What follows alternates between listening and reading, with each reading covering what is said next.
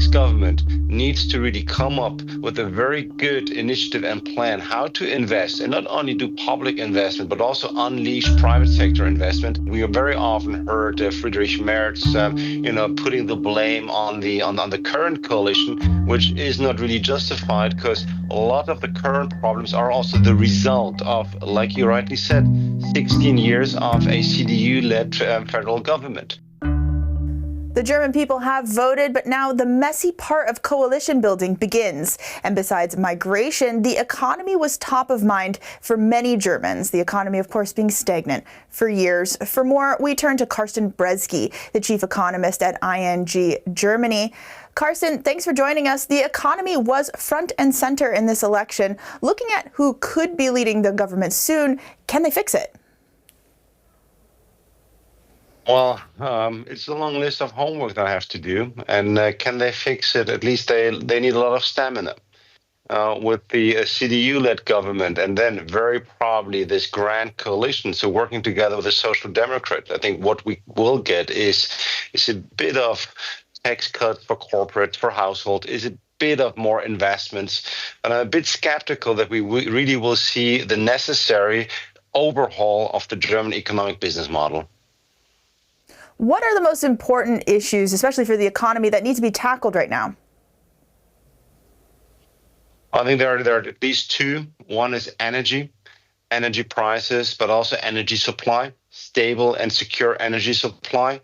And the other one is clearly investments, because everything is linked to investments or the not having invested over the last 10 years. So the drop in international competitiveness, the losing out on China in global markets. So this is clearly what is currently weighing on the German economy. So the next government needs to really come up with a very good initiative and plan how to invest, and not only do public investment, but also unleash private sector investment, and at the same time really deliver a longer-term energy policy strategy so that corporates, but also households, really know what to plan with over the next couple of years.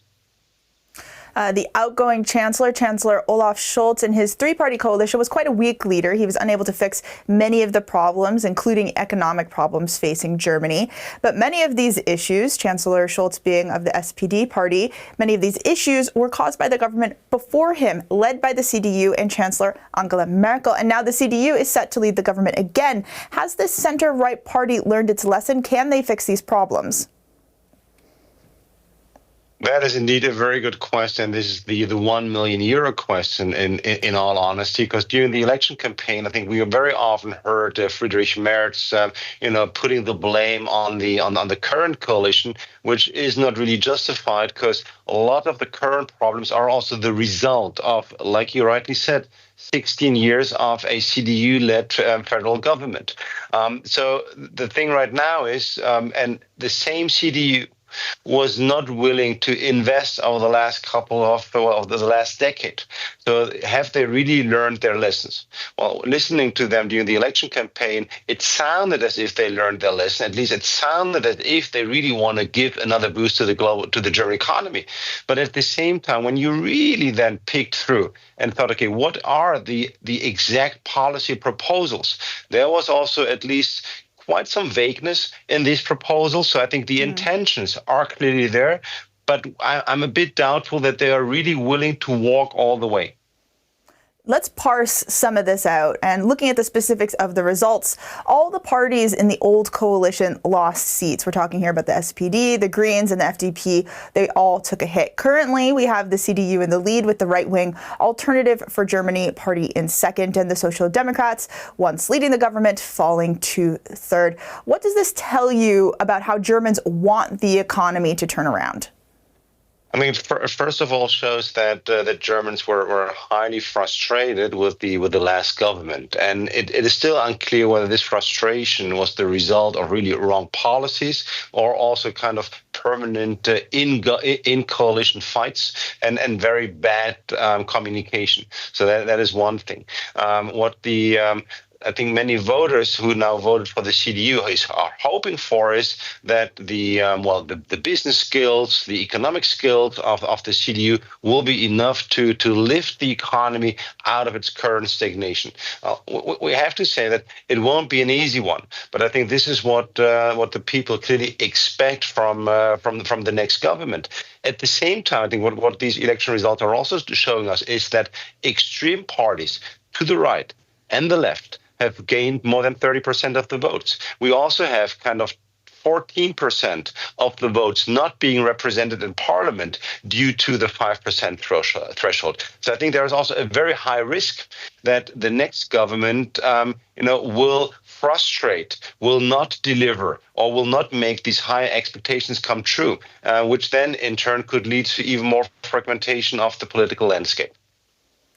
Thinking about these potential coalition arrangements, a grand coalition between the CDU and SPD is the one that many people here are talking about. And that means that the Greens might be on the outs. And one question that comes to mind here is, would policies around investing in green and clean energy technologies, which can mean jobs, is that going to be left on the table? What kind of growth opportunities could we see left by the wayside here in Germany? Yeah, that's a very good question. I think when you look at the policy proposals, it doesn't mean that renewables, green transition is completely off the table.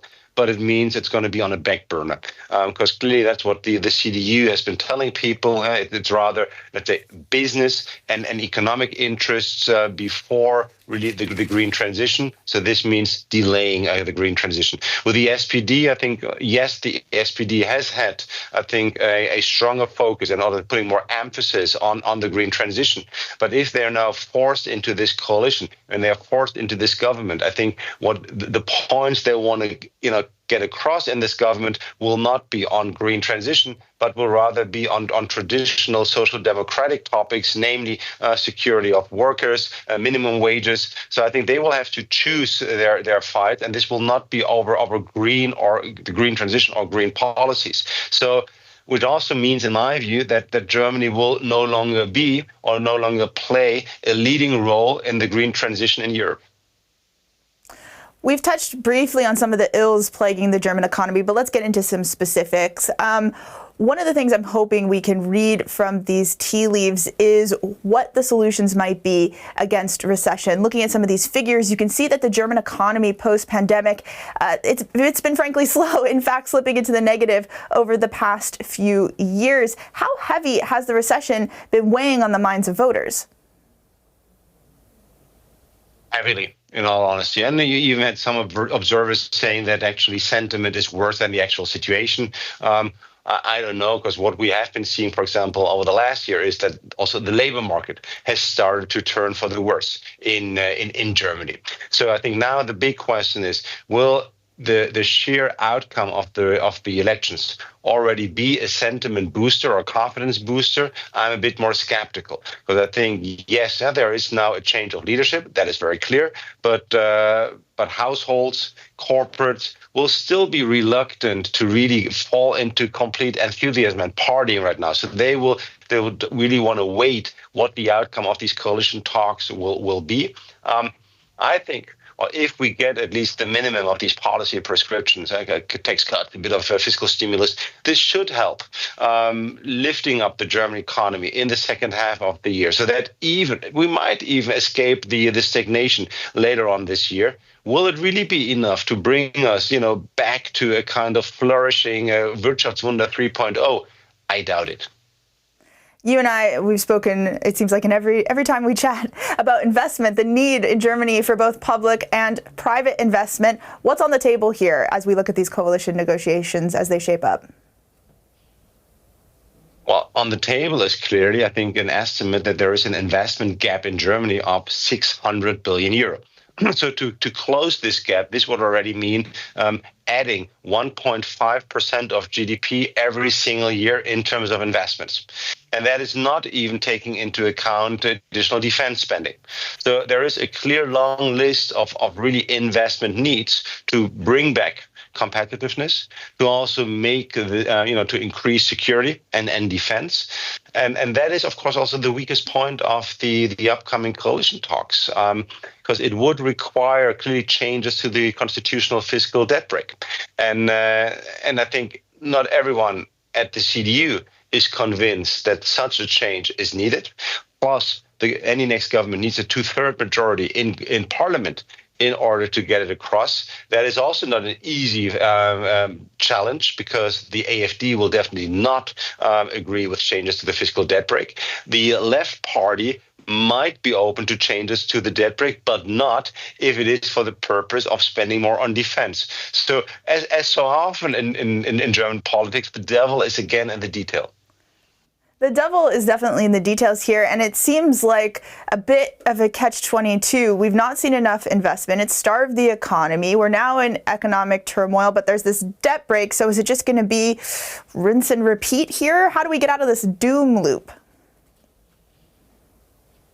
I think that is indeed the big risk, and let's give them the benefit of the doubt right now, and let's keep up our hopes that they will find, or that the next government will find a solution to get more spending done. And it is never that black and white, and of course there is always some potential to cut some kind of government expenditures.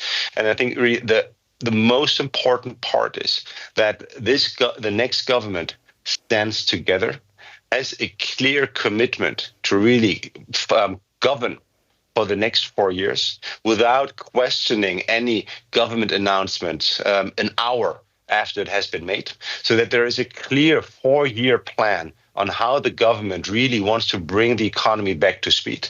It also needs to explain to the voters that this is not happening overnight, that this is really also requires some time, also requires actually maybe some hardship from voters, from citizens, but that there is a plan, and this having a plan, a longer-term plan, is really crucial to make this a success. Thinking about the pillars holding up the German economy, exports are a big pillar. But the forward markets have seemed to have lost their appetite for German exports in recent years, with exports over the last year flailing, as we can see here, hitting that low that we can see in November of 2024. That was coincidentally right when the previous government coalition fell apart. How important are exports going to be, and changing the future or the tide of German exports, how important is that going to be to boosting the economy, and is there a plan to do so? Exports will remain extremely important for the German economy, unless the next government really brings across an even bigger change, bigger disruption to the German economic model. Because also in the past, exports have always been, a driver of German growth, but also have been the Achilles heel of German growth. So, making the German business model a bit more balanced between domestic and foreign demand would clearly help, especially at times in which China no longer needs as many German products as it did in the past, because it's simply able to produce the same stuff at the same quality for lower prices. At times in which the U.S. administration is advocating trade wars and trade tensions and more protectionism. So I think there is clearly a high risk that the German export sector will continue to suffer over the next couple of years, which means the challenge for the next German government will be to stimulate domestic growth. And that is where we get again to the, I know you no longer can hear it, but this brings us to domestic investments to increase and improve infrastructure, to make the German economy itself more competitive again. How can that be done, though? Because cost of living has been a big question and a big concern here in Germany, with Germans saving more, spending less. How can domestic demand be boosted when Germans are already feeling the pinch and not necessarily looking to go out and buy these products that went abroad previously? Well, economics is also, almost to 50% about psychology. So having a plan, giving confidence, showing that the government is really clearly in control of what's going to happen over the next couple of years would help. This could already be a bit of a confidence booster, because when you look at the numbers, real incomes are now back to where they were pre-pandemic. The German saving ratio is extremely high. So it is really also, it is this uncertainty which has been holding back private consumption. It is this uncertainty, also policy uncertainty, which has been holding back corporate investment. So there is the psychological aspect. Otherwise, the other things are, create jobs, create highly paid jobs in the economy. And that is what you can do by investing more. And it's not only about public investment. The government should really focus on providing what economists know as public goods. That is infrastructure. That is partly digitalization. That is education. And if you create the framework, if you create the kind of the broader infrastructure, plus some incentives, you can also unleash more private sector investment, which then in turn will create better paid jobs. And then we'll not only have more investment, but also more consumption. Immigration, not always seen at first as an economic issue, was a hot button topic in this election. But report after report, going back at least a decade, has said that Germany is facing a looming labor shortage as the workforce here starts to age out. But with this rightwards lean of the future government, is a skilled migration plan on the table at the moment? I think it will come back on the table because I think now the biggest problem is illegal immigration and really how to tackle criminal integration. And I think that is where we have a big agreement. That's also what you saw during the election campaigns already. I think even the Greens would have agreed to a plan to tackle at least, or to have stricter immigration rules. I think that is not the problem. And then the next step would be to have a clear regime on how to get highly skilled immigration into the country. But mind you, this is nothing that Germany should do on its own. This is something that should be done at the European level, because other countries are suffering as well. And you cannot have just a solo action coming out of Germany when it comes to a kind of more regulated immigration of skilled workers.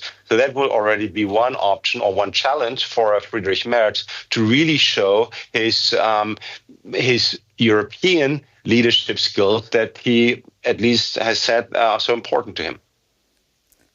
The DAX rose this morning slightly on this news. What are you gleaning from that?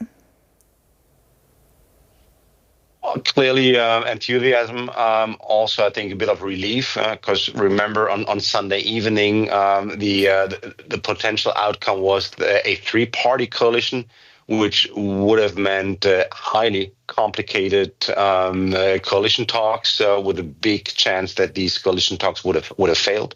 So I think there's already a relief that the worst case scenario has not materialized.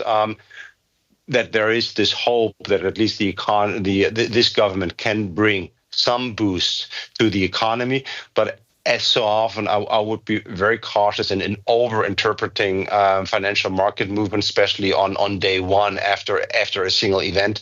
It would not be the first time seeing financial markets slightly overreacting to a certain event. Coalition talks that drag on and on mean that there's less time to address some of these urgently needed policy changes. Are you optimistic that there is enough pressure from industry, for example, to come together quickly and get to work? I think if politicians do not sense this urgency to get to a deal, I think they must have lived on a different planet. It is not only the state of the German economy, but it's also the state of the global economy that is extremely worrisome. And I think, like Friedrich Merz said on Sunday evening, is not waiting for Germany to get its act together. So there clearly is a high need to have fast negotiations, at least for the sake of the economy, also for the sake of Europe.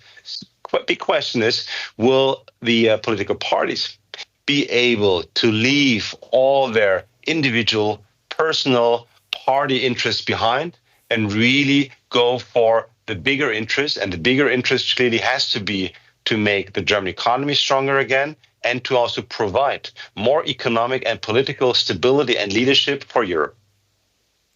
Speaking of Europe, plenty of European countries have come out of the pandemic strong. Germany hasn't. Can Germany once again lead the European economy? Well, if the right measures are taken, Germany could. If also Friedrich Merz is really serious about his ambition to take over leadership in Europe, he'd better get the German economy growing again. Because this leadership at the European level it doesn't come naturally. This is not because you are the German chancellor that you all of a sudden have a strong European leadership. So it always helps if there is a strong economy behind you, and if there is clearly also strong political commitment behind a chancellor that this German government is really acting in a pro-European way. If this is the case, clearly I think Friedrich Merz will be able to take over this strong leadership.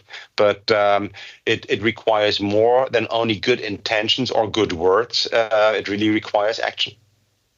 Carsten Bresky, ING's chief Germany economist, thank you so much for joining us.